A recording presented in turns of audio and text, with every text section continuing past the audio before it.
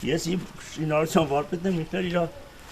ղեկավարության վարպետն է։ Արմավիրի մարզի այս բնակիչը Նիկոլ Փաշինյանի հետ որոշ հարցերում համակարծիք է, բայց ոչ հակաեկեղեցական արշավի։ Տեղյակ է, որ վարչապետն այս կիրակի Այգեշատի եկեղեցի է այցելելու։ Վարչապետա թող էլի մեր երկիրն է, մենք ոչի բանի դեմ չենք, բայց ամեն դեպքում եկեղեցուն թող դեմ չլինի կառավարությունը։ Մեր մտահոգությունը դրա մեջ։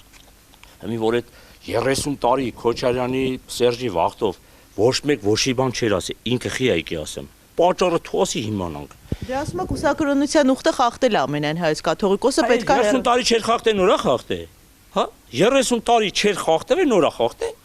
Այդ 30 տարի որ մարդիկ համաձայնին, ես համաձայնի, Պողոս համաձայնի, Պետրոս համաձայնի, թող իրանք էլ համաձայնեն էլի։ Սուրբ Գևորգում մեծ շաբաթօրյակ է, վարչապետի այցից առաջ եկեղեցին մաքրում են, լուսավորում։ Մեր նկարահանման պահին հոգևոր հովիվը Տեր Մաշտոց քահանա Ստեփանյանը տեղում չէր։ Նա թե Փաշինյանի հետ շրջող քահանաներից որևէ մեկը կմատուցի այս պատարագը։ Կգաք, կտեսնեք, ավելի ուշ հեռախոսով փոխանցեց քահանան։ Իսկ եթե ինքը մատուցի Սուրբ պատարագի ժամանակ կշրջանցի ամենայն հայոց կաթողիկոսի անունը, դարձյալ նույն պատասխանը կգաք, կտեսնեք։ Իսկ այգեշատցիներից ոմանք վարչապետի այցի մասին տեսախցիկի առջև կարծիք հայտնել չեն ցանկանում։ Տեղյակ եք, որ Նիկոլ Փաշինյանը լինելու է այս եկեղեցում։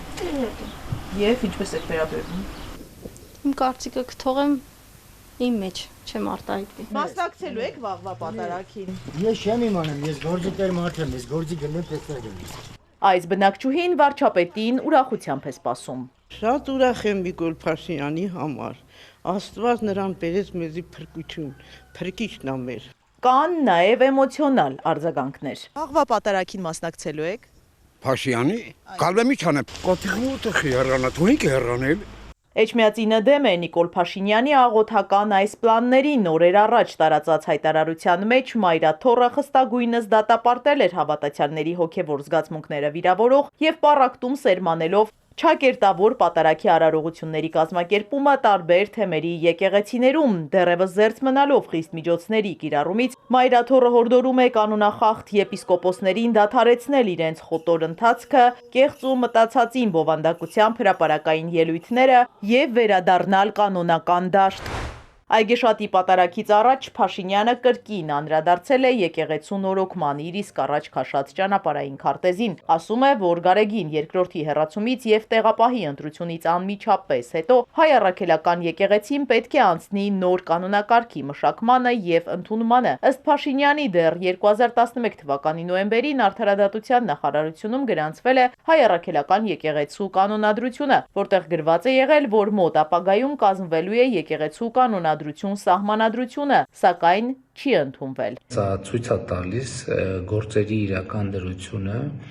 Հայաստանյան առաքելական Սուրբ եկեղեցում Կտրիչ Ներսյանի առաջնորդությամբ եւ ըստ էության այս ապականոնական վիճակը դիտավորյալ է ստեղծվել, որպեսզի